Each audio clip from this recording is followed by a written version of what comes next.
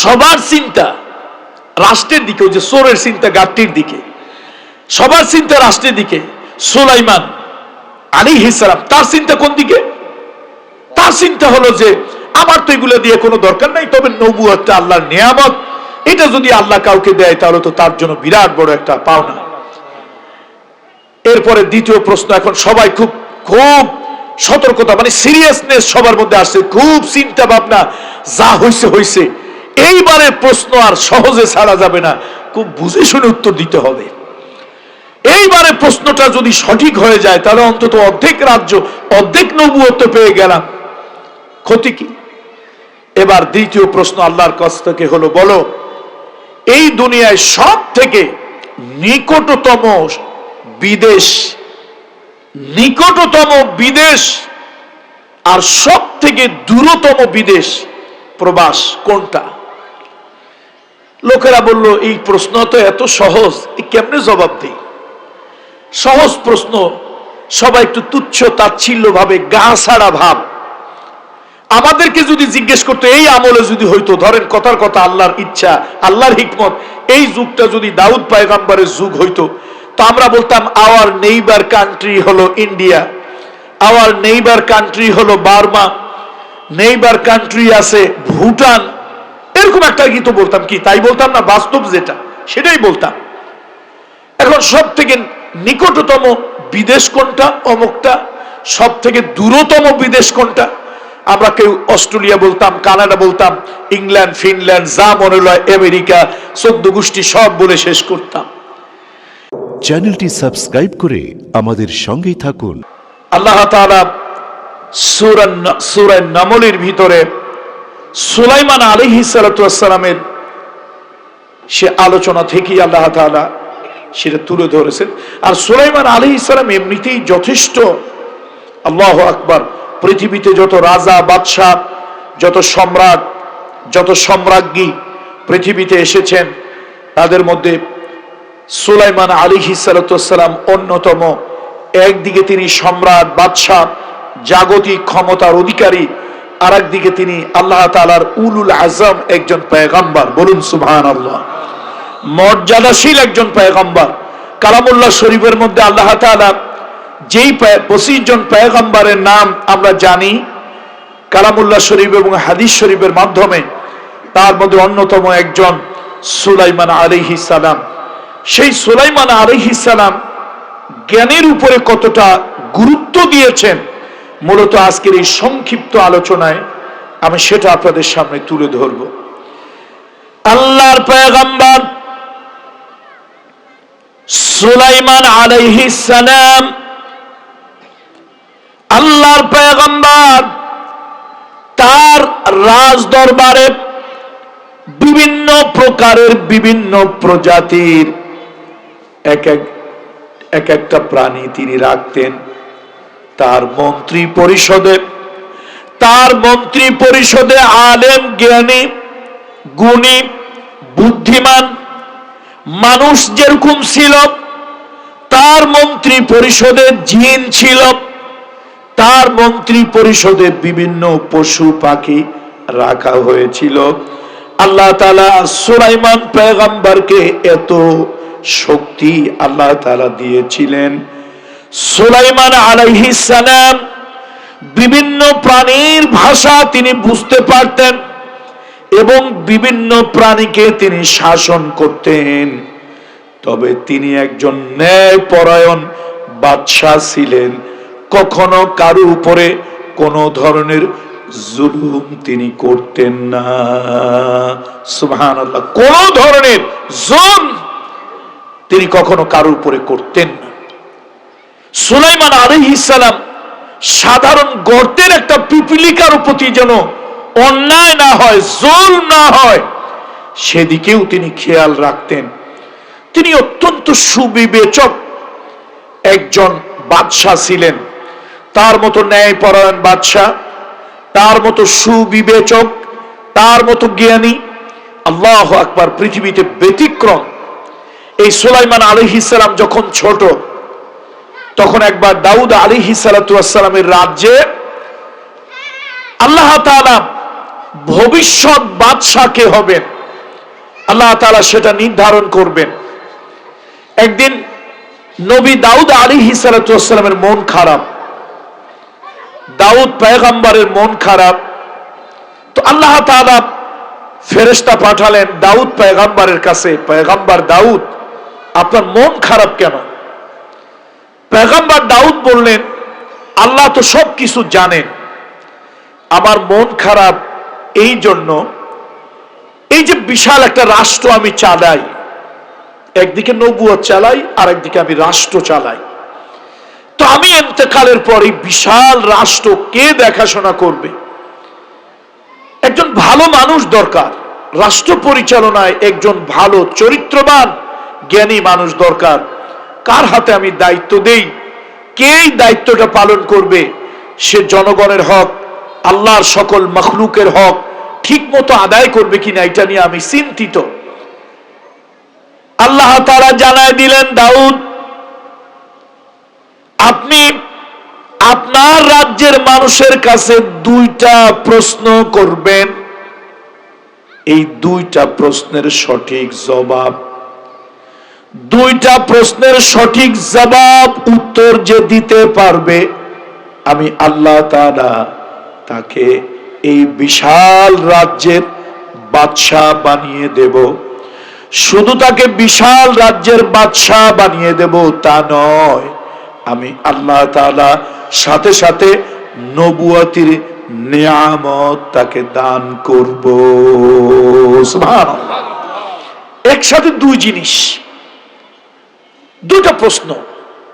আচ্ছা বলেন তো আমাদের এই বাংলাদেশে যদি রাষ্ট্রীয়ভাবে একটা ঘোষণা হয় যে দুইটা প্রশ্ন হবে, এই প্রশ্নের জবাব যে দিতে পারবে তাকে দেশের বাদশাহী দেওয়া হবে, রাজা বানিয়ে দেওয়া হবে, প্রধানমন্ত্রী বানিয়ে দেওয়া হবে। আচ্ছা বলেন তো দেশের পরিস্থিতি কি হবে? দেশে একটা লোকও বাকি থাকবে না যে এই প্রশ্নের উত্তর দেওয়ার জন্য যারা প্রস্তুত হবে না। তার কথা হলো যদি লেগে যায়, যদি আমার প্রশ্নের জবাব হয়ে যায় তাহলে তো আমি বিশাল রাজ্যের বাদশাহ। ভোট নাই, ইলেকশন নাই, মারামারি, কিলাকিলি, ক্যাম্পিং কোনো কিছু নাই। ভোট রাতে হবে না দিনে হবে তাই নিয়ে মারামারি করা লাগবে না, চিন্তা করা লাগবে না। ভোট ইচ্ছায় হবে না জবরদস্তিতে হবে তা নিয়েও টেনশন নাই। কোনো গিলাকিলি গুটাগুটি নাই, মাইকের আওয়াজ, সাউন্ড, হরেন কোনো কিচ্ছু নাই, শুধু দুইটা প্রশ্নের উত্তর। বলেন তো কে চেষ্টা করবে না এটা? এখন পয়গম্বর দাউদ আলাইহিস সালাম যখন এই সংবাদটা দিছে, দেশের মানুষ হুমড়ি খেয়ে পড়ছে, এই প্রশ্নের জবাব দেবে। প্রথম প্রশ্ন হলো বলো এই দুনিয়ার ভিতরে সব থেকে মূল্যবান কি? এই পৃথিবীতে সব থেকে মূল্যবান দামি কি? আর পৃথিবীতে সব থেকে মূল্যহীন, ভ্যালুলেস, যার কোনো মূল্য নাই, কিমত, যার কোনো মূল্য দাম নাই, এরকম জিনিস কি? এটা হলো প্রথম প্রশ্ন। এখন লোকেরা চিন্তা করে, আমরা ভাবছিলাম রাষ্ট্রের মালিক হওয়া যাবে, নবুয়ত পাওয়া যাবে, প্রশ্ন তো খুব কঠিন প্রশ্ন হবে। এখন এইরকম নরমাল প্রশ্ন, এইটার উত্তর দিয়ে কেমনে কি হবে বুঝলাম না। আসলে কিন্তু ছাত্ররা কঠিন প্রশ্নে তাদের সিরিয়াসনেস ভালো থাকে, আর সহজ প্রশ্ন সহজ মনে করে, এই জন্য সহজ প্রশ্নে ভুল করে 3 বার। কথা ঠিক কিনা বলেন? এখন প্রশ্ন হইছে কয়টা প্রশ্ন হইলে বাদশাহ হওয়া যাবে? কোন তো কয়টা? বাদশাহ তো হবেই, সাথে পাবে কি? নবুয়ত। এখন প্রথম প্রশ্ন হলো বলো পৃথিবীতে সব থেকে মূল্যবান দামি কোন জিনিস, আর পৃথিবীতে মূল্যহীন ভ্যালুলেস কোন জিনিস? আল্লাহর কুদরত, যে যা মনে করে সে তাই বলতে লাগলো, যার মনে যা সে তাই বলতে লাগলো। কেউ বলল সব থেকে দামি হলো স্বর্ণ, কেউ বলে দুনিয়ার সব থেকে দামি হলো ডায়মন্ড, কেউ বলে হীরা, পান্না, চুন্নি, এরকম যা যা মনে আসে সে তাই বলতে লাগলো এইটা হলো দুনিয়ার সব থেকে দামি। আর মূল্যহীন হলো, কেউ বলল সূর্যের আলো, কেউ বলল বাতাস, কেউ বলল মরুভূমির বাণী, কেউ বলল সমুদ্রের পানি। এগুলার কোনো মূল্য নাই, কোনো দাম নাই। যার যা মনে আসে সে তাই বলতে লাগলো। সবার প্রতিযোগিতা হয়ে গেল, সবাই প্রশ্নের জবাব দেওয়া হয়ে গেল। দাউদ আলাইহিস সালাম লক্ষ্য করে দেখেন তার ছোট্ট অল্প বয়স্ক একটা সন্তান, বড় আদরের সন্তান, নাম হলো সুলাইমান। বলুন আলাইহিস সালাম। এই সুলাইমান বসে আছে, কাঁদতেস, মনটা খারাপ। দাউদ পয়গম্বর জিজ্ঞেস করলো, বাবা তোমার মনটা খারাপ কেন? আর দেশের বাদশা হওয়ার জন্য, নবুয়ত পাওয়ার জন্য সবাই চেষ্টা করতেছে, তুমি যে কোনো চেষ্টাও করলা না, কাঁদতেছো কারণ কি? কয় আব্বা আমার বাদশা হওয়ার কোনো খায়েশ নাই। তোমার নবুয়ত আল্লাহ তাআলা যোগ্যতার ভিত্তিতে দেন, নবুয়তটা আল্লাহর মেহেরবানি, এটা আল্লাহর করুণা, তবে বাদশা হওয়ার কোনো খায়েশ আমার নাই। এই জন্য আমি এই প্রশ্নের উত্তর নিয়ে এত চিন্তা প্রতিযোগিতা করি না। তবে আমার কাছে মনে হচ্ছে যতগুলি মানুষ জবাব দিছে, জবাবটা আমার কাছে এটা মনে হয় নাই সঠিক। তো তোমার কাছে কোনটা সঠিক মনে হয়? সুলাইমান আলাইহিস সালাম বললেন, বাবা এই দুনিয়ার ভিতরে সব থেকে দামি হলো মানুষ, আবার এই দুনিয়ার ভিতরে সব থেকে মূল্যহীন, মূল্য যার নাই সে হলো মানুষ। এই মানুষকে আল্লাহ তাআলা সৃষ্টি করেছেন যে উদ্দেশ্যে আল্লাহ তাআলা সৃষ্টি করেছেন। যেমন আমাদের কোরআনের মধ্যে আল্লাহ তাআলা বলেছেন, ওয়ামা খালাকতুল জিন্না ওয়াল ইনসা ইল্লা লিয়াবুদুন। বনি আদমকে আল্লাহ তাআলা খলিফা বানিয়ে পৃথিবীতে পাঠিয়েছেন, আর ইবাদত, বন্দেগী, দাসত্ব, গোলামি, হুকুমের তাবেদারি করার জন্য এই পৃথিবীতে আল্লাহ তাআলা মানুষ পাঠিয়েছেন। এটা আমাদের মূল কাজ। মারামারি, কিলাকিলি, রাজনীতি, অর্থনীতি, বিয়ে শাদী, বাচ্চা কাচ্চা, ব্যবসা বাণিজ্য, দালান কোঠা যা করি এগুলো সব হলো ফাও। এগুলো সব কি? এগুলো হলো ফাও। আসলে বানানো হয়েছে পৃথিবীতে আমাদেরকে খলিফা, আল্লাহর পক্ষ থেকে প্রতিনিধি, ইবাদত, বন্দেগী, দাসত্ব, গোলামি, হুকুমের ফরমাবরদারি, তাবেদারি, এটা করার জন্য আল্লাহর তাবেদারি। বাবা আমার ক্ষুদ্র জ্ঞানে, তিনি তো ছোট মানুষ, এখনো টিন এইজার, কিশোর বয়স, বলছে বাবা আমার কাছে মনে হচ্ছে এই দুনিয়ায় সব থেকে দামি হলো, মূল্যবান হলো মানুষ, আবার পৃথিবীতে মূল্যহীন হলো মানুষ। মানুষের থেকে মূল্যবান কিছুই নাই, মানুষের থেকে মূল্যহীন আর কিছুই নাই।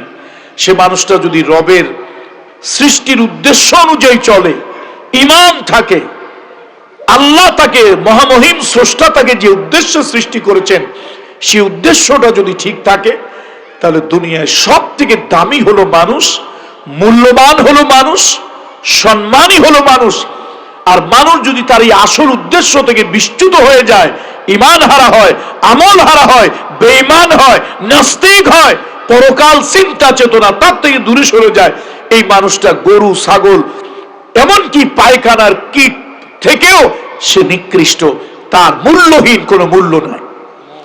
সাথে সাথে আল্লাহ তাআলার আরশ থেকে আওয়াজ এলো, আল্লাহর পক্ষ থেকে জবাব এলো, আমার পয়গম্বর দাউদ, আপনার ছেলে সুলাইমান যদিও ছোট, যেই জবাবটা সে দিয়েছে এটা আরশের মালিক আল্লাহ তাআলার কাছে মনোপুত হয়েছে, এটা গ্রহণযোগ্য হয়েছে। এখন দেশের লোকেরা কার কল্যাণ কি? নবুয়তির অর্ধেক হারাইলাম, রাষ্ট্রের অর্ধেকও হারাইলাম। চোরের দৃষ্টি সবসময় গাট্টির দিকে। চোরের দৃষ্টি কোন দিকে? গাট্টির দিকে।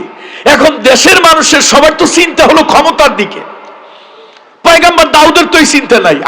বলেন না আলাইহিস সালাম, নবীদের নাম শুনলে একটু সম্মান করবেন, তাজিম করবেন, ইজ্জত করবেন, এটা আল্লাহ তাআলা ভাগ্য পরিবর্তন করে দেবে, আমল পরিবর্তন করে দেবে। যতবার নবীদের পয়গম্বরদের নাম যতবার শোনেন, সাহাবীদের নামও শুনলে একটু সম্মান করবেন, শ্রদ্ধা করবেন, দিল থেকে তাজিম করবেন, হতে পারে আল্লাহ তাআলা আপনাকেও সম্মানী করে দেবেন। তো এখন সবার চিন্তা রাষ্ট্রের দিকে, ওই যে চোরের চিন্তা গাড়ির দিকে, সবার চিন্তা রাষ্ট্রের দিকে। সুলাইমান আলাইহিস সালাম তার চিন্তা কোন দিকে? তার চিন্তা হলো যে আমার তো এগুলো দিয়ে কোনো দরকার নাই, তবে নবুয়তটা আল্লাহর নিয়ামত, এটা যদি আল্লাহ কাউকে দেয় তাহলে তো তার জন্য বিরাট বড় একটা পাওনা। এরপরে দ্বিতীয় প্রশ্ন, এখন সবাই খুব খুব সতর্কতা, মানে সিরিয়াসনেস সবার মধ্যে আসছে, খুব চিন্তা ভাবনা, যা হইছে হইছে। এইবারের প্রশ্ন আর সহজে ছাড়া যাবে না, খুব বুঝে শুনে উত্তর দিতে হবে। এইবারে প্রশ্নটা যদি সঠিক হয়ে যায় তাহলে অন্তত অর্ধেক রাজ্য, অর্ধেক নবুয়ত পেয়ে গেলাম, ক্ষতি কি? এবার দ্বিতীয় প্রশ্ন আল্লাহর কাছ থেকে হলো, বলো এই দুনিয়ায় সব থেকে নিকটতম বিদেশ, নিকটতম বিদেশ আর সব থেকে দূরতম বিদেশ প্রবাস কোনটা? লোকেরা বলল এই প্রশ্ন তো এত সহজ, কেমনে জবাব দেই? সহজ প্রশ্ন, সবাই একটু তুচ্ছ তাচ্ছিল্য ভাবে, গা ছাড়া ভাব। আমাদেরকে যদি জিজ্ঞেস করতো এই আমলে যদি হইতো, ধরেন কথার কথা, আল্লাহর ইচ্ছা, আল্লাহর হিকমত, এই যুগটা যদি দাউদ পয়গম্বরের যুগ হইতো, তো আমরা বলতাম আওয়ার নেইবার কান্ট্রি হলো ইন্ডিয়া, আওয়ার নেইবার কান্ট্রি হলো বার্মা, নেইবার কান্ট্রি আছে ভুটান, এরকম একটা কি তো বলতাম, কি তাই বলতাম না? বাস্তব যেটা সেটাই বলতাম। এখন সব থেকে নিকটতম বিদেশ কোনটা? অমুকটা। সব থেকে দূরতম বিদেশ কোনটা? আমরা কেউ অস্ট্রেলিয়া বলতাম, কানাডা বলতাম, ইংল্যান্ড, ফিনল্যান্ড, যা মনে হয়, আমেরিকা, 14 গোষ্ঠী সব বলে শেষ করতাম। এখন ওইরকম দেশের লোকজন রাষ্ট্রের মালিক হওয়ার জন্য যার যা মনে চায় সেটাই বলতেছে। ওই যে টিনএজার, ছোট্ট বয়সের, অল্প বয়সের কিশোর বালক সুলাইমান আলাইহিস সালাম, আল্লাহু আকবার, তার চিন্তা ভাবনা অন্যরকম, তার চিন্তা চেতনা অন্যরকম। তিনি কথা বলছেন না, ধীমান, মুখখানা মলিন। সবার প্রশ্নের জবাব দেওয়া শেষ। দাউদ আলাইহিস সালাম জিজ্ঞেস করেন, বাবা সবাই তো প্রশ্নের জবাব দিল, তুমি তো একটু চিন্তা করলে না? কয়, বাবা আমার তো এই ক্ষমতা টমতার দরকার নাই, তবে আমি চিন্তা করতেছি লোকগুলো একটা সহজ প্রশ্নের জবাব সহজ ভাবে না দিয়া উল্টা ভাবে কেন দেয়? হে আমার পিতা, আমার কাছে মনে হয় এই দুনিয়ার ভিতরে সব থেকে নিকটতম বিদেশের নাম হলো কবর, আর এই দুনিয়ায় সব থেকে দূরতম বিদেশের নাম হলো কবর। আপনি যদি হাতে মাপেন মাত্র 1.5 হাত 2.5 হাত মাটির নিচে, এই দেশটার নাম হলো আলমে বরজখ। এটা একটা আলাদা পৃথিবী, আলাদা জগৎ। এই দুনিয়ায় ভাইয়ের সাথে ভাই, ভাইয়ের সাথে বোন, স্বামীর সাথে স্ত্রী, স্ত্রীর সাথে স্বামী, বাবার সাথে ছেলে, ছেলের সাথে বাবা। এই দুনিয়ায় 1000 মাইল, লক্ষ মাইল দূরে যেতে রাজি হয়, কিন্তু দুনিয়ার কোন মানুষ মাত্র 1.5 হাত 2.5 হাত মাটির নিচে আলমে বরজখ কবর, ওই কবর দেশে কেউ কারো সাথে যেতে রাজি হয় না। যত বড় ভালোবাসার স্বামী হোক, যত বড় ভালোবাসার স্ত্রী হোক, যত বড় ভালোবাসার বাবা হোক, যত বড় ভালোবাসার সন্তান হোক, এই দুনিয়ায় কেউ কারো সঙ্গে ওই কবর নামক দেশটায় কেউ যেতে চায় না। আর একবার যদি ওখানে কেউ যায়, ওই দেশ থেকে আর কখনো ফিরে আসে না।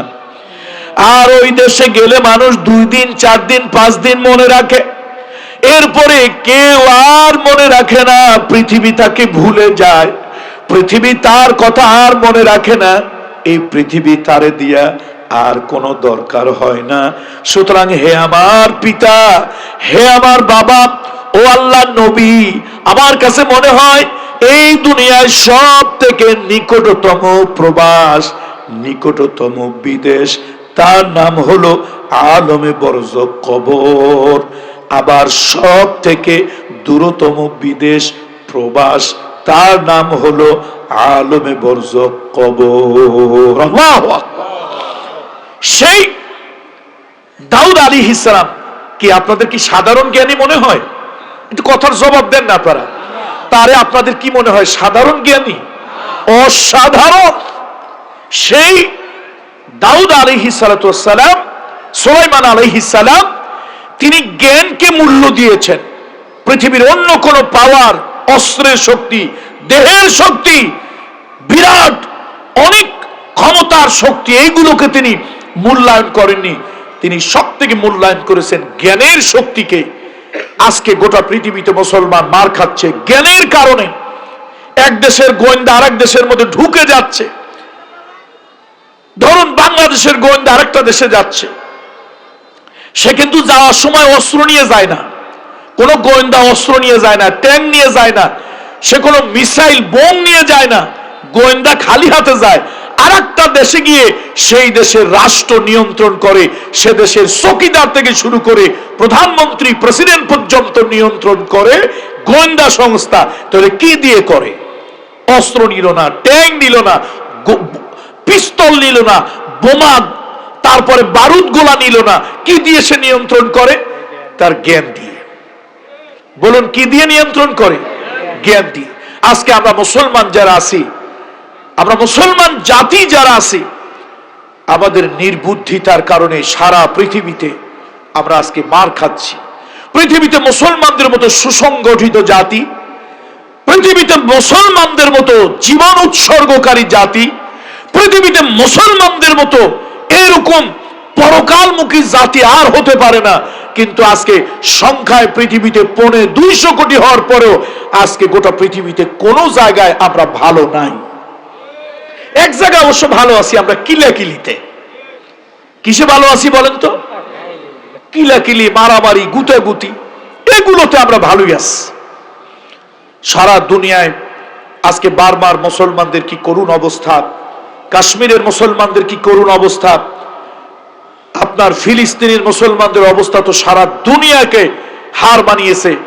ইসরায়েল একটা বর্বর, একটা জানোয়ার, একটা ইঁদুর, একটা দেশকে একটা গোটা কবরস্থান বানিয়ে দিয়েছে, শ্মশান বানিয়ে দিয়েছে।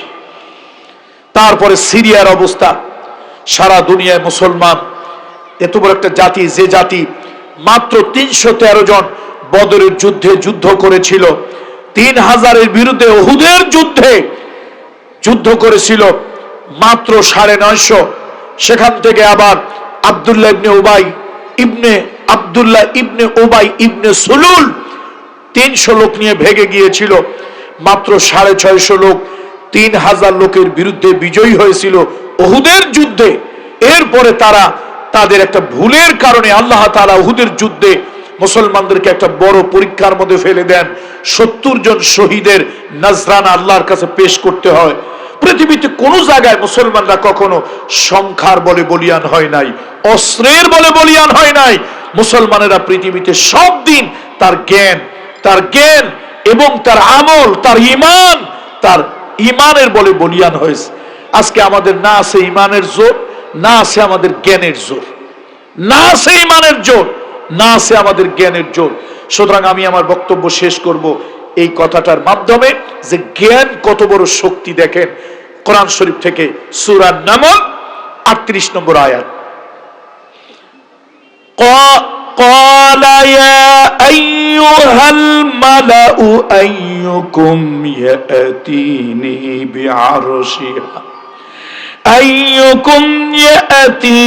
بعرشها قبل أن يأتوني মুসলিমিন। আল্লাহর পয়গম্বর সুলাইমান আলাইহিস সালাম এই পৃথিবীতে 4 জন ক্ষমতাসীন বাদশার একজন, বিরাট বড় ক্ষমতা, বিরাট বড় শক্তি আল্লাহ তাকে দিয়েছেন। পৃথিবীর বিশাল একটা অঞ্চল তিনি শাসন করেন। একদিন তার মন্ত্রী পরিষদের একজন সদস্য, পাখিদের ভিতর থেকে তার মন্ত্রী পরিষদের একজন সদস্য, নাম হলো হুদহুদ।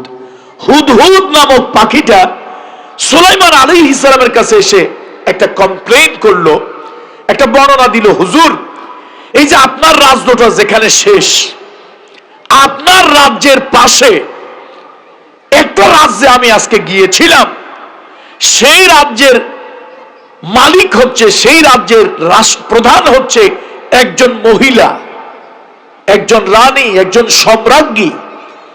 সেই মহিলার নাম হলো বিলকিস। তিনি খুব জৌলুস পূর্ণ জীবন যাপন করেন, অর্থাৎ খুব লাক্সারিয়াস লাইফ স্টাইল মেনটেন করেন। তার রাজ্যে টাকা পয়সা, সোনা দানা, হীরা পান্না চুন্নি, এগুলোর কোনো কিছুর অভাব নাই। আর তার রাজ সিংহাসনটা জৌলুসে ভরা। হুদহুদ পাখি সুলাইমান আলাইহিস সালামের কাছে এই সংবাদটা দিল। সুলাইমান আলাইহিস সালাম বললেন, শোনো, যাও আমার কাছ থেকে একটা চিঠি নিয়ে যাও, ওই দেশের প্রধান, যিনি রাষ্ট্রপ্রধান, সম্রাজ্ঞী রানী, তার কাছে আমার এই চিঠিটা তাকে ড্রপ করবে। যাও একটা চিঠি লিখে, এই যে মন্ত্রী পরিষদের মধ্যে বিভিন্ন প্রাণী, মানুষ, জ্ঞানী, আলেম, ওলামা, তারপরে জ্ঞানী গুণী বুদ্ধিজীবী, সব ধরনের লোক তার মন্ত্রী পরিষদে আস, এমনকি পশু পাখির ভিতরে পর্যন্ত সদস্য রেখেছে। সুলাইমান আলাইহিস সালাম হুদহুদের কাছে চিঠিটা লিখে দিলে, হুদহুদ পাখি এই চিঠিটা নিয়ে সুলাইমান আলাইহিস সালামের রাজ্য অতিক্রম করে তিনি চলে গেলেন ওই রাষ্ট্রে। সেই রাষ্ট্রের যিনি সম্রাজ্ঞী রানী বিলকিসের কাছে চিঠিটা তিনি দিলেন। ওই চিঠি তিনি পড়লেন। এবার তিনি তার মন্ত্রী পরিষদকে ডাকলেন, তাদের নিয়ে জরুরি মন্ত্রী পরিষদের বৈঠক শুরু হলো। সেই বৈঠকে তিনি মন্ত্রীদের সামনে এই চিঠিটা উপস্থাপন করলেন। শোনো, আমাদের রাজ্যের বাহিরে বিশাল সাম্রাজ্য, সেই সাম্রাজ্যের একচ্ছত্র তিনি বাদশাহ সুলাইমান আলাইহিস সালাম, উনি আমার কাছে একটা চিঠি পাঠিয়েছেন তার মন্ত্রী পরিষদের সদস্য হুদহুদ পাখির মাধ্যমে।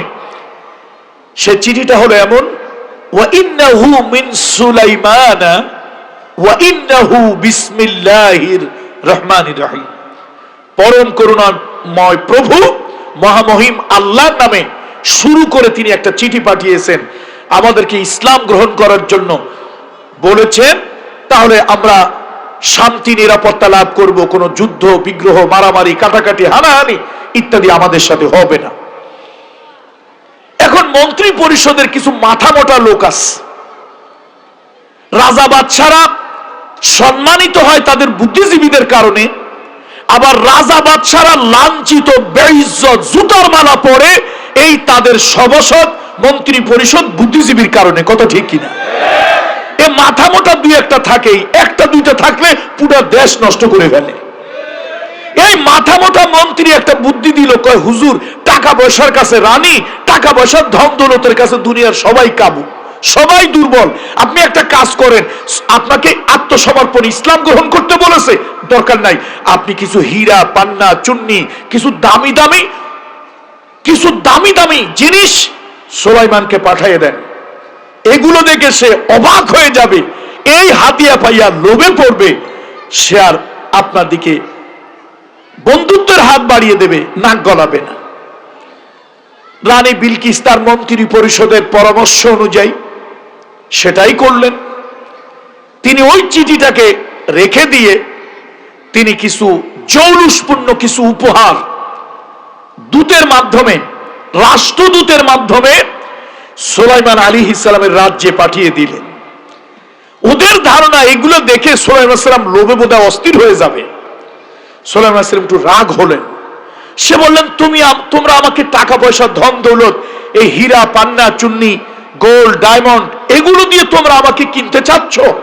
শোনো, আমি চাই তোমরা আল্লাহর কাছে নতি স্বীকার করো, বশ্যতা স্বীকার করো, আমার কাছে আত্মসমর্পণ করো।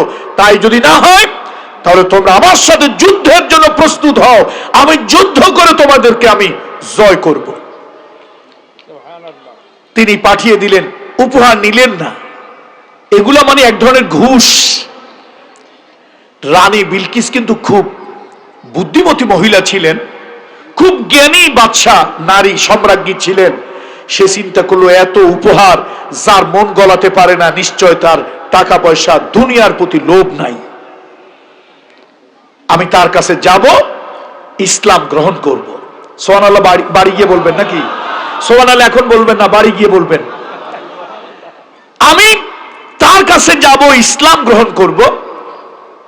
এটা তিনি একটা দূত মারফতে জানিয়ে দিলেন যে আমি আমার মন্ত্রী পরিষদের কয়েকজন মন্ত্রী নিয়ে পয়গম্বর সুলাইমান আলাইহিস সালামের কাছে আসব এবং তার রাজ্যে তার কাছে এসে আমি তার সামনে ইসলাম গ্রহণ করব। এবার সুলাইমান আলাইহিস সালাম একটা চিন্তা করলেন যে আমারও তো একটা খেল দেখানো দরকার, একটা খেলা আমারও দেখানো দরকার। সে খেলাটা কি দেখাবে? তিনি চিন্তা করলেন, এই মহিলা মনে করছে আমার অনেক টাকা পয়সা ধন দৌলত, আমার রাজ্যে কিছু মন্ত্রী সেনাবাহিনী আছে, তো তার থেকে যে আল্লাহ আমারে বেশি দিছে এটা একটু তারে বুঝানো দরকার। তারে হাতে মারবো না, তারে জ্ঞানের একটা মাইর দেব। কিসের মাইর দেব? জ্ঞানের একটা মাইর দেব।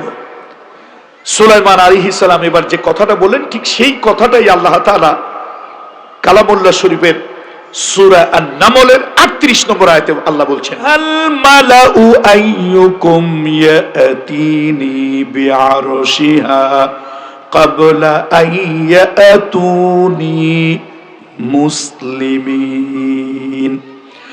এ আমার মন্ত্রী পরিষদ, এ আমার রাষ্ট্রের পুলিশ প্রধান, আর্মি প্রধান, সেনাবাহিনী প্রধান, এ আমার রাষ্ট্রের লোকজন, আমার মন্ত্রী পরিষদ সভাসদের লোকজন, ওই যে আমার রাজ্যের পাশে একটা বিশাল রাজ্য, সেই রাজ্যের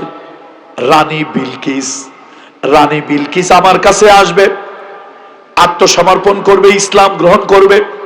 আমি চাই আল্লাহ আমাকে কত বড় ক্ষমতা দিয়েছে, ওই ক্ষমতা তাকে দেখানোর জন্য।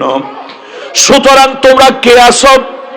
রানী বিলকিস আমার রাজ্যে আমার কাছে আসবে, আমি তার সিংহাসন ওইটা আমি আমার এখানে নিয়ে আসব এবং তাকে বসার জন্য তার সিংহাসনটা তাকে আমি দেব। সে বুঝুক, সে জ্ঞানের চিন্তা করে নেক আমার আল্লাহ আমাকে কত বড় পাওয়ার দিয়েছে। আল্লাহু আকবার। আমার আল্লাহ আমারে কত শক্তি দিয়েছে। এই তোমাদের মধ্যে কে আছো? রানী বিলকিস যেই চেয়ারটায় বসে ওই সিংহাসনটা আমার কাছে এনে দেবে, আর আমি রানী বিলকিস আসলে ওই চেয়ারেই তাকে বসতে দেব। সুলাইমান আলাইহিস সালাম বলতেছে, রানী বিলকিস আবার কি করছে জানেননি? তিনি আবার আসার আগে চিন্তা করলো, যারা ক্ষমতায় থাকে তাদের ক্ষমতার চেয়ারের উপর অনেক মায়া থাকে। দুনিয়ার হাজার কিছু হইলে চেয়ারের মায়া ছাড়তে পারে না। এটার মধ্যে আঠা জটা এরকম চটা এরকম ভাবে লাগে, 3 গাছ রশি গলায় বেঁধেও তারপরে জনগণ নামাইতে কষ্ট হয়। এখন এই মহিলা যতই হোক ক্ষমতার চেয়ারের তার খুব লোভ। সে চিন্তা করলো চেয়ারটা রাইখে চলে যাব, এরকম হীরা খচিত, ডায়মন্ড খচিত, হীরকখণ্ড খচিত এত সুন্দর চেয়ার, পৃথিবীতে সব থেকে দামি চেয়ার, এই চেয়ারটা কে দখল করে আবার এই দেশের সম্রাজ্ঞী সেজে বসে, এই দেশের রাজা হয়ে যায়। একটা কাজ করো, এই দেশের সব থেকে কঠিন যে বিল্ডিংটা, ওই বিল্ডিং এর মধ্যে আমার চেয়ারটারে রাখবো, আমি না আসা পর্যন্ত। এবার সেনাবাহিনীদেরকে ডেকে বলে, এই সেনাবাহিনীর চিফ কারা আছো, তোমরা আমি না আসা পর্যন্ত, ফিরে না আসা পর্যন্ত এই চেয়ারটা তোমরা পাহারা দেবে, বিল্ডিং এর চতুর্দিকে তোমরা পাহারা দেবে, এই চেয়ারটা তোমরা ধরে রাখবে, আমি আসলে আবার আমার চেয়ার আমি ব্যবহার করব। সুলাইমান আলাইহিস সালাম তার মন্ত্রী পরিষদে জিন আছে, আলেম আছে, জ্ঞানী আছে, বুদ্ধিমান আছে, পশু পাখি আছে, তাদের সামনে তিনি অ্যাপ্রোচ করলেন। তারা তাদের সামনে তিনি উপস্থাপন করলেন, কে আসো? রানী বিলকিসকে আমি জ্ঞানের শক্তি, আল্লাহ আমাকে কি পাওয়ার দিয়েছে, স্পিরিচুয়াল পাওয়ার, সুপার ন্যাচারাল পাওয়ার, আল্লাহ আমাকে ওহির যে শক্তি দিয়েছে, আল্লাহ আমাকে যেই নবুয়তির শক্তি দিয়েছে, আমি এই মহিলাকে সেটা দেখিয়ে দেব। কে আসো? চেয়ারটা নিয়ে আসতে পারো। দেখেন কোরআন শরীফ কি বলে, কি মজার কথা।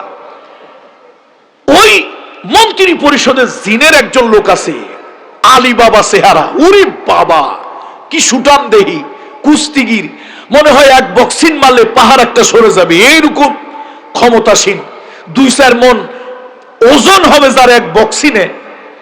সেই লোকটা নাম হলো ইফরিত। قال عفريت من الجن أنا آتيك به قبل أن تقوم من مقامك وإني عليه لقوي أمين الله أكبر। জিনের ভিতর থেকে একজন সুঠাম দেহি দাঁড়িয়ে গেল। আল্লাহর পয়গম্বর সুলাইমান, মহামান্য সম্রাট, এই বিশাল ভূখণ্ডের সম্রাট সুলাইমান, আপনি যদি আমাকে এই দায়িত্বটা দেন, আমার এত পাওয়ার, এত ক্ষমতা, আমি কয়েক মুহূর্তের ভিতরে চলে যাব, গিয়ে ওই সংরক্ষিত বিল্ডিং থেকে চেয়ারটাকে নিয়ে আমি চলে আসব, আপনার দরবারে রাখবো। আপনি কয়েক মুহূর্ত পরে দেখবেন চেয়ার আপনার সামনে। রানী বিলকিস যখন আসবে, এই চেয়ার দেখে সে অ্যাস্টনিশ হয়ে যাবে, হতবাক হয়ে যাবে যে এত বড় পাওয়ার সুলাইমানের, যে আমার সংরক্ষিত জায়গায় চেয়ার, সেই চেয়ার আমার চেয়ার, আমাকে বসতে দেওয়ার জন্য আমার আগে হাজির করে ফেলেছে, এই ক্ষমতাটা আমার আছে। এবার তিনি আবার কি বলতেছে, অনেকে আছে তো চেয়ার উদ্ধার করতে গিয়ে নিজেই চেয়ার দখল করে ফেলে, এরকম লোকজন নাই বোধহয়? চেয়ার উদ্ধার করতে গিয়ে অনেকে কি করে, নিজেই দখল করে ফেলে। দেখেন সে এখন আবার সুলাইমান আলাইহিস সালামকে অভয় দিতেছে, ওয়া ইন্নী, নিশ্চয় আমি, আলাইহি লাকাউইয়ুন আমিন, এই কাজে আমি সবথেকে বেশি শক্তিশালী এবং আমি বিশ্বস্ত। অর্থাৎ আপনি ভয় পাইয়েন না, চেয়ারটা এনে আবার আমি চেয়ার দখল করে বসবো, এরকমটি না, আপনি আমার উপরে আস্থা এবং বিশ্বাস রাখতে পারেন। এখন সুলাইমান আলাইহিস সালাম কি করলেন? এবার قال الذي عنده علم من الكتاب أنا آتيك به قبل أن يرتد إليك طرفك। এমন সময় একটা লোক, ইনদাহু ইলমুম মিনাল কিতাব, আল্লাহু আকবার বলেন, আরো জোরে চিৎকার করে বলেন সুবহানাল্লাহ। একটা লোক উঠে দাঁড়ালো মন্ত্রী পরিষদ থেকে, একজন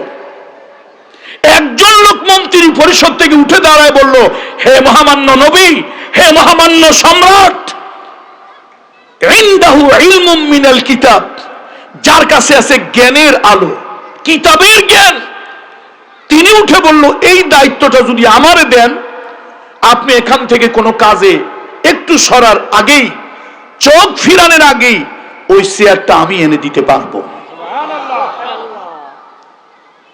ইনদাহু ইলমুম মিনাল কিতাব, দেখেন কোরআনের ভাষা কি, যার কাছে আছে এই বইয়ের জ্ঞান, পুঁথিগত জ্ঞান, যার কাছে আছে নলেজ, নলেজ ইজ পাওয়ার, জ্ঞান হলো শক্তি, সেইটা যার কাছে আছে, এমন একটা লোক দাঁড়ায় বলল, দায়িত্বটা আমারে দেন। আপনি আর আমি হইলে ওই বিশাল কুস্তিগিরের মতো বিশাল, যার একটা বক্সেন 2, 4, 5, 10 মণ ওজন, যে হাতে বাহুতে অনেক কিছু তুলে ফেলতে পারে, আপনি আর আমি হলে এই শক্তি আলারই দায়িত্ব দিতাম, যা বেটা পিটায় পাটায় সব ঠান্ডা করে তুই নিয়ে আয়। সুলাইমান আলাইহিস সালাম তা করেন নাই, কোরআন শরীফ সাক্ষী। সুলাইমান আলাইহিস সালাম তাকে দিলেন। আর ওই লোকটাও কি বলল, ফালাম্মা রাআহু মুস্তাকিররান ইনদাহু ক্বালা হাযা মিন ফাদলি রাব্বি। হযরত সুলাইমান আলাইহিস সালাম তার উপরে দায়িত্ব দিল, তিনি একটা কাজে গেলেন, কাজ থেকে এসেই দেখেন চেয়ার তার সামনে হাজির, আল্লাহু আকবার, চেয়ার তার সামনে হাজির। ওই লোকটা কিন্তু অহংকার করেন নাই, সে বলেছেন হাদা মিন ফাদলে রব্বি। এই যে জ্ঞান খাটিয়ে জ্ঞানের মার পেছে আমি যে সেবার রানী বিলকিস আসার আগেই আপনার কাছে ইসলাম গ্রহণ করার জন্য আসবে, তাকে অবাক করে দেওয়ার জন্য, হতবাক করে দেওয়ার জন্য, অ্যাস্টনিশ করে দেওয়ার জন্য, বিস্মিত করে দেওয়ার জন্য আমি তার আসার আগেই চেয়ার যে আপনার কাছে হাজির করলাম, এটা আমার কোনো অহংকার না, এটা হলো আমার প্রভুর দয়া। তাহলে প্রকৃত জ্ঞানীরা অহংকারী হয় না নিরহংকার হয়? সলিমউদ্দিন 2 পাতা জ্ঞান অর্জন করছে, ভাবখানে এরকম ব্যাঙ্গের মতো খালি লাফায়। এরকম কিছু বুদ্ধিজীবী সলিমউদ্দিন আছে না, 2 পাতার জ্ঞান, ভাব দেখায় 10 পাতার। এরকম কিছু বুদ্ধিজীবী মার্কা কিছু লোকজন আমার দেশে আছে। এগুলো আবার বেশিরভাগ এয়ারপোর্ট মার্কা মাথা, চিন্তা চেতনায় নাস্তিক, মানে চিন্তা করতে করতে মাথার চুল আর নাই, সব শেষ।